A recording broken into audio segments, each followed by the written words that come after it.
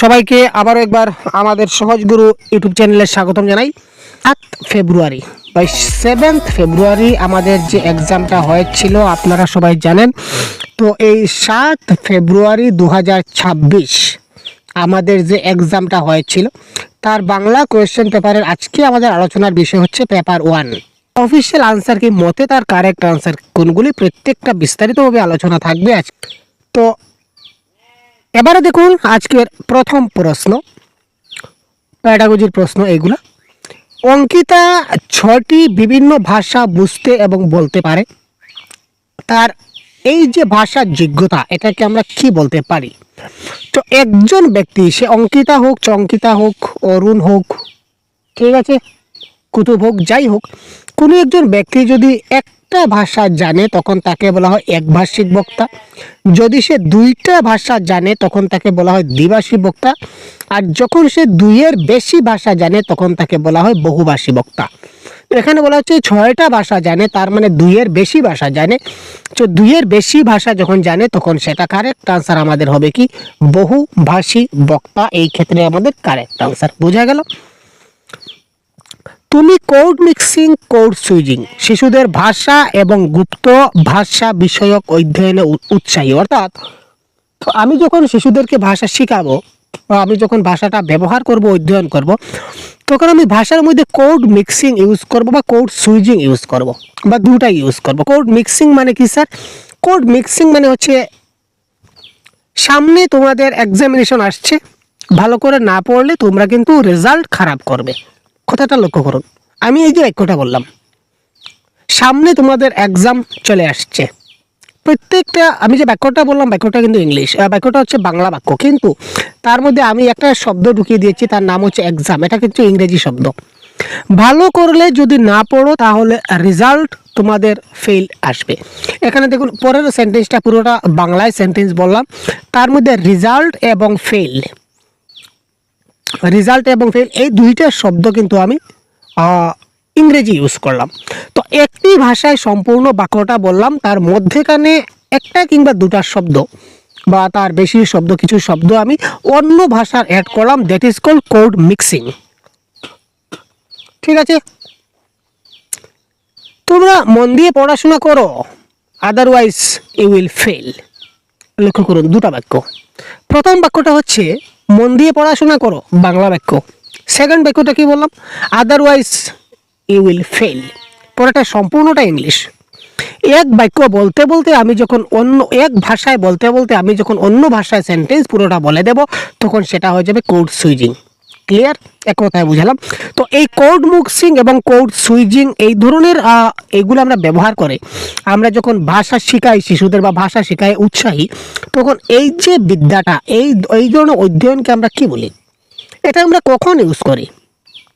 নৃত্যবিদ্যা মানে যখন হচ্ছে কোনো একটা ডান্সিং প্রোগ্রাম ধরে নিতে পারি, বা কলা কৌশল যেটা বলা হয়, আর্টস সাবজেক্ট যেটা, এখানে আমরা ইউজ করি না স্যার। সোশ্যাল সায়েন্সে ইউজ করি না স্যার। সাংস্কৃতিক মনোবিদ্যা না স্যার। কারেক্ট আনসার হবে সামাজিক ভাষাতত্ত্ব। সমাজে আমরা যখন বিভিন্ন ব্যক্তিবর্গের সঙ্গে যখন আমরা কথাবার্তা বলি, বিভিন্ন ব্যক্তি যখন কথাবার্তা বলি একে অপরের সঙ্গে, তখন আমরা কি করি? এই ধরনের শব্দগুলো ব্যবহার করি, বা এই ধরনের এই যে কোড মিক্সিং এবং কোড সুইচিং ইউজ করে আমরা কিন্তু একে অপরের সঙ্গে সামাজিক মেলবন্ধনের জন্য আমরা কথাবার্তা বলি। That is called correct answer সামাজিক ভাষাতত্ত্ব। এবার কোয়েশ্চন নাম্বার 93, কোন ক্ষেত্রটি বৈসাদৃশ্যগত তুলনামূলক বিশ্লেষণের অংশ নয়? বৈসাদৃশ্য মানে সাদৃশ্য নয়, মানে মিল নয়, অমিল বা বিপরীত। এখানে বলেছে বিপরীত হবে না। কোনটা? শব্দার্থ যখনই হবে, শব্দার্থ কিন্তু একই অর্থ প্রকাশ পাবে, ভিন্ন অর্থ প্রকাশ পাবে না। শব্দার্থ তত্ত্ব কি বলেছে যে এই শব্দের যেটা মিনিং সেটা কিন্তু বিপরীত মিনিং বোঝায় না, অরিজিনাল মিনিং বোঝায়। তো এই অরিজিনাল মিনিং শব্দার্থ তত্ত্বে বোঝায়, সুতরাং তার সে যে বৈসাদৃশ্য হয় না সেটা সাদৃশ্যমূলক হয়। তো এখানে বলেছে কোনটা বৈসাদৃশ্য হয় না, তার মানে শব্দার্থ তাত্ত্বিক যেটা সেটা বৈসাদৃশ্য হয় না, সেটা কি হয়? সাদৃশ্য হয়, মানে মিল হয়। আর বৈসাদৃশ্য মানে অমিল বা বিপরীত। ঠিক আছে, আপনি দেখলেন যে আপনার ইংরেজি ভাষা শিক্ষক ক্লাসে স্বাচ্ছন্দ্যে মাতৃভাষা ব্যবহার করেন, এখানে কোন পদ্ধতি ব্যবহার করেছেন? একজন আমার ক্লাসে আমি দেখলাম যে ইংরেজি ভাষা শিক্ষকের ক্লাস চলছে, ইংরেজি ভাষার ক্লাস চলছে, এখানে শিক্ষক তিনি মাতৃভাষা ব্যবহার করেছেন, অর্থাৎ ইংলিশ ক্লাসে তিনি মাতৃভাষা ব্যবহার করেছেন। প্রথমত বলি শোনা বলা বলে কোনো পদ্ধতি নাই, এখানে বলেছে পদ্ধতি, কি পদ্ধতি ব্যবহার করছি? তো শোনা বলা পদ্ধতি বলে কোনো পদ্ধতি নাই, সংগঠিত মৌখিক পরিবেশ বলে কোনো পদ্ধতি নাই, দুটো অপশন এলিমিনেট। বাকি দুটো রয়ে গেল, একটা হচ্ছে ব্যাকরণ অনুবাদ, একটা হচ্ছে প্রত্যক্ষ। তো আমরা জানি প্রত্যক্ষ পদ্ধতি কিংবা ডাইরেক্ট মেথডে মাতৃভাষার প্রবেশ হচ্ছে নিষিদ্ধ। প্রত্যক্ষ মেথডে মাতৃভাষা কখনো হয় না, এলাও নাই, আমরা অনেক ক্লাসে পড়েছি। তো যেহেতু ডাইরেক্ট মেথডে মাতৃভাষা এলাও নাই, কিন্তু এখানে মাতৃভাষাকে এলাও করা হয়েছে, তার মানে এটা হবে না। তো ultimately correct answer option number 1। ঠিক আছে, একটা ভাষা পড়াচ্ছি আমি, ইংরেজি পড়াচ্ছি, কিন্তু আমি এটাকে বাংলায় বোঝাচ্ছি, মানে ইংলিশকে বাংলায় ট্রান্সলেট করে বোঝাচ্ছি, সুতরাং ও ব্যাকরণ অনুবাদ, grammar translation method. Clear sir? এবার আমরা দেখবো কোয়েশ্চন নাম্বার 95। কোনো বিশদ বিবরণ যুক্ত না করে সংক্ষিপ্তভাবে লিখনের যোগ্যতা যার দ্বারা স্পষ্ট এবং যথাযথ বর্ণনাকে উপেক্ষা করা যায় তাকে বলা হয়। অর্থাৎ একটা বিশদ বিবরণ না দিয়ে, ইন ডিটেলসে না লিখে, ইন শর্টে যদি আমরা কোনো কিছু লিখে নেই, এক কথায় শেষ। এক কথায় যদি বলি আমি, ইন একটা টপিক ধরে নিন, যে কোনো এনি ওয়ান টপিক আমাকে দেওয়া হলো, যে কোনো একটা টপিক ধরে নিন, নম চমস্কির ভাষা বিকাশের তত্ত্ব, নম চমস্কির ভাষা বিকাশের তত্ত্ব সম্বন্ধে স্যার আপনি সংক্ষেপে কিছু একটা লিখে দিন। আমি কি করলাম, আমি এখানে বিশদ বিবরণ লিখলাম না, আমি সংক্ষিপ্তভাবে এই নম চমস্কির পুরো জিনিসটাকে সংক্ষিপ্ত আকারে তুলে ধরলাম। তো এটাকে বলা হবে সংক্ষেপীকরণ। ক্লিয়ার? এটা নোট নেওয়া হবে না, নোট প্রস্তুত করাও না, লিখন পদ্ধতিও না, এটা কি আমি যেহেতু সংক্ষেপে জিনিসটাকে লিখলাম, কারেক্ট আনসার হচ্ছে সংক্ষেপীকরণ। ঠিক আছে, আর যদি বিশদভাবে লিখতাম তাহলে কি হতো, বিস্তারিতকরণ বা বিশদ বিবরণ। ঠিক আছে, বিশদ বিবরণ ভাবে লিখলে তো বিশদ বিবরণ হবে বা বিস্তারিতকরণ হবে, এই ধরনের কোনো একটা অপশন থাকতো। স্বরগত প্রকাশভঙ্গি কিসের দ্বারা সঠিকভাবে বিচার করা যায়? আমরা যখন কথা বলি, এখানে আমাদের স্বরের একটা কিন্তু প্রভাব আমরা দেখতে পাই, স্বরগত প্রভাব। যেমন কোনো কোনো সময় আমরা একটু নিচু স্বরে কথা বলি, আবার কোনো কোনো সময় আমরা উচ্চ স্বরে কথা বলি। নিচু স্বরে আমরা কখন কথা বলি স্যার? প্রশ্ন আসছে, আমরা নিচু স্বরে, কোয়েশ্চন নাম্বার 96। আপনি দেখবেন, আপনি যখন অনেক দুঃখ ভারাক্রান্ত আপনার মন থাকবে, অনেক দুঃখ ভারাক্রান্ত জর্জরিত যখন মন থাকবে, তখন আপনার কিন্তু ভালোভাবে কথা বলতেই আপনার ইচ্ছা হবে না। হবে কি? হবে না, তাই না? তো এই যে আপনার যে কথা বলতে আপনার এই সময় আপনি আপনার যে সুরটা উচ্চ স্বরে কথা বলতে আপনার ইচ্ছা হচ্ছে না, আপনি আস্তে আস্তে ঠান্ডা মাথায় মানে খুব দুঃখ ভারাক্রান্ত মনে কথা বলবেন। এটার কারণ কি? কারণ আবেগ, এটা একটা আবেগে কাজ করছে। দুঃখ মানুষের কখন হয়? আবেগিক দিক দিয়ে দুঃখ হয়, তাই না? ইমোশন। তো এটা কারেক্ট আনসার হবে স্বরের আবেগ। একটি ক্লাসরুমে বসার ব্যবস্থা শিথিল হওয়া উচিত, এটার কারণ কি? কারণ হচ্ছে, আমরা অপশনগুলো দেখি, 97 অপশনগুলো দেখলে আমরা বুঝবো। ক্লাসরুমে যে বসার ব্যবস্থাটা শিথিল হওয়া উচিত, এটি খুব সহজে বিভিন্ন দলের সঙ্গে সংযোগ সাধন যুগ্মভাবে এবং সামগ্রিক শ্রেণীকক্ষের সঙ্গে সংযুক্ত হতে সাহায্য করে। এটা আপাতত কারেক্ট মনে হচ্ছে, থাক।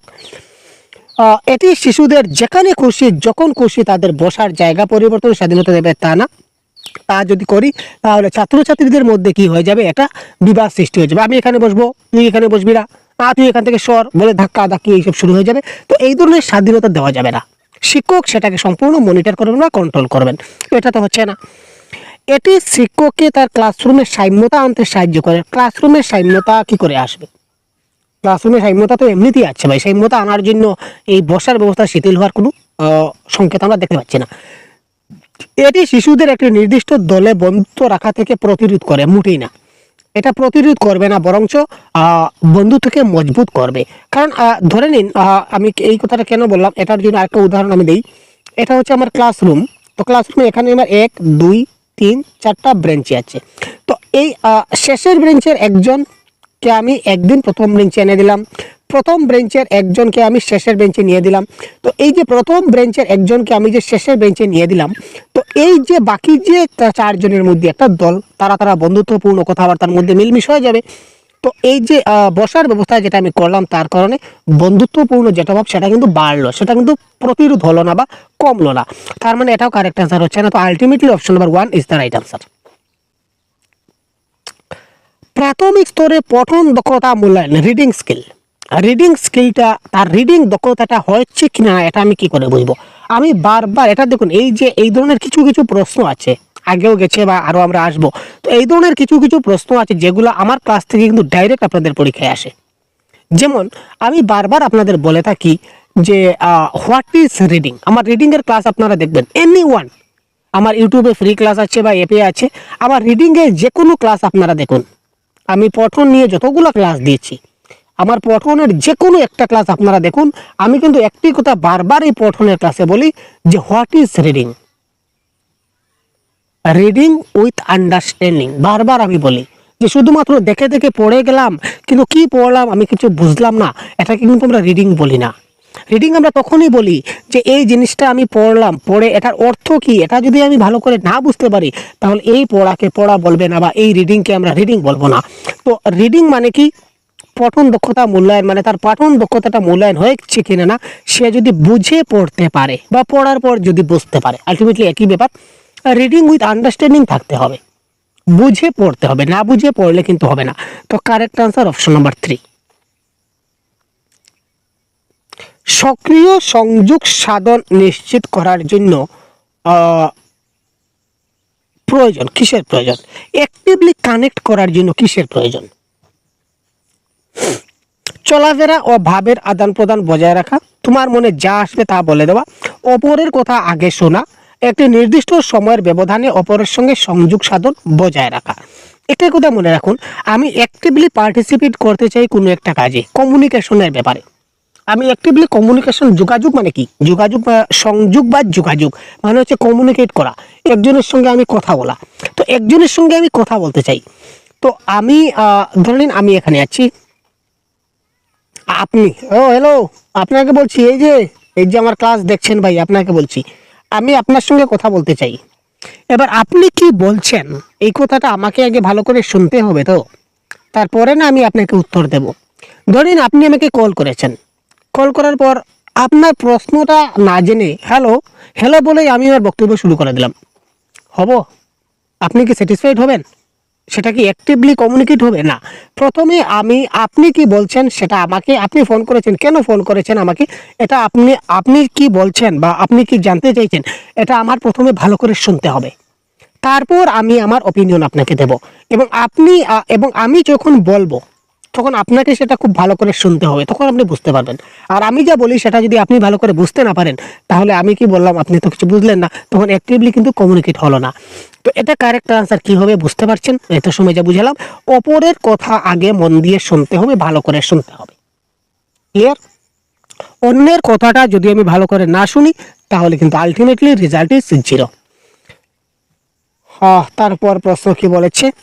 ইংরেজি ব্যাকরণ শিক্ষণের মূল উদ্দেশ্য হলো, আমরা ইংরেজি যে ব্যাকরণ শিক্ষণ করি তার মূল উদ্দেশ্যটা কি? Question number 100। বক্তব্যে এবং লিখনে যৌক্তিকভাবে এবং সঠিকভাবে ধারণা প্রকাশ, কনসেপ্ট প্রকাশ করা। ইয়েস ভাই, কনসেপ্ট ইজ পাওয়ার, বারবার আমি বলি কনসেপ্ট ইজ পাওয়ার। তো 1 নম্বরটাই কারেক্ট আনসার। নিয়মাবলী মুখস্থ না স্যার, মুখস্থ আমরা করি না। পাঠে উৎসাহ বিকাশ, আমাদের ধারণা মৌলিকতার বৃদ্ধিকরণ না, এটা কনসেপ্ট প্রকাশ করতে হবে।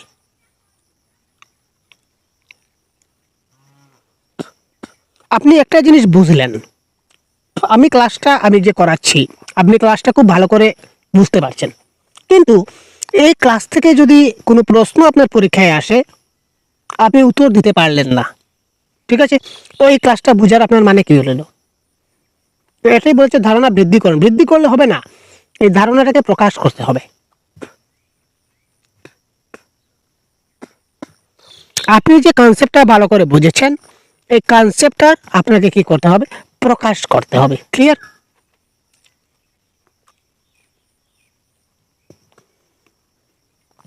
প্রাথমিক প্রাথমিক স্তরের ছাত্রছাত্রীদের মধ্যে লিখন দক্ষতা বিকাশের ক্ষেত্রে একজন শিক্ষকের কোন বিষয়ে লেখার জন্য ছাত্রছাত্রীদের উৎসাহিত করা উচিত? প্রাথমিক স্তর বলতে আমরা বুঝতে পারি ক্লাস 1 to 5। তো ক্লাস 1 to 5 এর বাচ্চাদেরকে আমরা যখন লিখন দক্ষতা বিকাশ ঘটাতে চাই তখন আমরা কোন বিষয়ে তাকে লিখতে দিতে পারি? ধার্মিক বিষয়, ব্যক্তিগত জীবন বিষয়ে, সামাজিক সমস্যা নাকি জাতীয় বিষয়? ধার্মিক বিষয় লেখানোটা মোটেই উচিত নয় আমি বলবো কোনো সময়ই। কারণ তার ফলে কী হবে, এই যে ধর্ম নিয়ে যেটা বৈচিত্র্য আমরা বলে থাকি এটা কিন্তু নষ্ট হয়ে যাবে। ক্লিয়ার না? সে তার ধর্মের লিখবে, আমি আমার ধর্মের লিখবো, এটা একটা কী ধরনের হয়ে গেল না? তো এই জন্য ধার্মিক বিষয় তো কখনো হচ্ছে না। জাতীয় বিষয় নিয়ে সে পারবে না। কেন পারবে না? সে প্রাথমিক স্তরে আছে, সামাজিক সমস্যা সম্বন্ধে এখন সে কী বুঝে, কিন্তু তাকে যদি ব্যক্তিগত জীবন নিয়ে যদি লিখতে বলি তাহলে সে কিন্তু লিখে দেবে। ব্যক্তিগত জীবন বলতে কি, তোমার সম্বন্ধে তুমি আজকে বাড়িতে কি কি করেছো এগুলো লিখে দাও। তুমি আজকে সকালে কয়টার সময় ঘুম থেকে উঠে লিখো, ঘুম থেকে উঠার পর তুমি কি কি কাজ করলে সে সেটা লিখে দেবে। এবার যদি তাকে বলা হয় জাতীয় একটা বিষয়, ভাই ইউনিটি ইন ডাইভার্সিটি, বিবিধতার মধ্যে ঐক্যতা, এই বিষয়ে তুমি কিছু লিখে দেখাও, সে কি পারবে? সামাজিক সমস্যা, বর্তমান আমাদের ভারতবর্ষে বেকার সমস্যা একটা বিরাট সমস্যা, এই বেকার সমস্যা সম্বন্ধে তুমি আমাকে এক প্যারাগ্রাফ লিখে দেখাও। ক্লাস 1 থেকে 5 এর বাচ্চা সে কি পারবে? আপনি বলুন, পারবে না। কিন্তু ব্যক্তিগত জীবন নিয়ে তাকে যদি লিখতে দেওয়া, সে কিন্তু আমাকে লিখে দেখাবে। ক্লিয়ার? তো এই কারেক্ট আনসার হচ্ছে ব্যক্তিগত জীবন। পরবর্তী প্রশ্ন, আপনি আপনার ক্লাসের শিক্ষার্থীদের ব্যক্তিগত পার্থক্যগুলিকে চিহ্নিত করতে চান, মানে ইন্ডিভিজুয়াল ডিফারেন্সেস, যে কোন ছাত্র কোন দিকে মজবুত আছে কোন দিকে দুর্বল আছে। ক্লিয়ার? যে কোন ছাত্র কোন দিকে আমার মজবুত আছে কোন দিকে দুর্বল আছে, এই জিনিসটা আপনি বাছাই করতে চাইছেন। তো তার জন্য আপনি কী ধরনের আপনি অ্যাসেসমেন্ট করবেন? ডায়াগনস্টিক অ্যাসেসমেন্ট, ফরমেটিভ, সামেটিভ না পিয়ার? সামেটিভ তো এখানে হবে না, ডাইরেক্ট কেটে দিই। পিয়ারও এখানে আমরা কিছু দেখতে পাচ্ছি না। আপনাদের কনফিউশন হবে এই ডায়াগনস্টিক অ্যাসেসমেন্টে এবং ফরমেটিভে। তো এটা যেহেতু আমি ব্যক্তিগত পার্থক্য চিহ্নিত করতে চাচ্ছি, তো যে কোনো কিছু চিহ্নিত করতে গেলে বা নির্ণয় করতে গেলে আমাদের নির্ণায়ক মূল্যায়ন করতে হয় বা ডায়াগনোস করতে হয়। ঠিক আছে? সে কেন পারছে না, কেন তার সমস্যা হচ্ছে, এটা আমি বিচার করতে চাচ্ছি। তো তার জন্য ডায়াগনোস করতে হবে। তো এবার এই ডায়াগনোস করার পর আমি যেটা করব এটা হচ্ছে ফরমেটিভ অ্যাসেসমেন্ট। ডায়াগনোস আমি করে নিলাম যে কেন পারছে না, তো তারপর কেন পারছে না এটার আমি একটা ওষুধ দিয়ে দিলাম, এই ওষুধটা হচ্ছে ফরমেটিভ। ঠিক আছে? চমস্কির প্রস্তাব অনুযায়ী, দেখুন নম চমস্কি চলে আসছে ভাই। নম চমস্কি যখনই আমরা শুনি তখনই আমাদের মনে আসে যায় এলএডি। ক্লিয়ার না? চমস্কির প্রস্তাব অনুযায়ী ভাষা অর্জনে একটি অন্তর্নিহিত দক্ষতা হলো মানব সংক্রান্ত জৈবিক উত্তরাধিকার সূত্রে প্রাপ্ত বৈশিষ্ট্য। এটি কি নামে জানা যায়? এটি ল্যাঙ্গুয়েজ অ্যাকুইজিশন ডিভাইস নামে জানা যায়। তো language acquisition device option number 3 correct answer. নম চমস্কি এলইডি সম্বন্ধে কথা বলেছিলেন, ইউজি সম্বন্ধে কথা বলেছিলেন, ইউনিভার্সাল গ্রামার। ঠিক আছে? একটি ভাষার ক্ষুদ্রতম অর্থবহ ধ্বনির একক, সবচেয়ে ভাষার অর্থবহ ছোট ধ্বনির একককে আমরা কি বলি? 104। এটা কারেক্ট আনসার হবে ধ্বনিমূল বা ফনিম যাকে বলা হয়। 2 থেকে 3 মাস বয়সী শিশুরা যে স্বরধ্বনি উচ্চারণ করে তাকে আমরা কি বলি? 105। এটাকে আমরা বলি কুইং। ঠিক আছে? 2 থেকে 3 মাস বয়সে এটাকে আমরা বলবো, এটা হচ্ছে কুইং, মানে স্বরধ্বনি উচ্চারণ করা।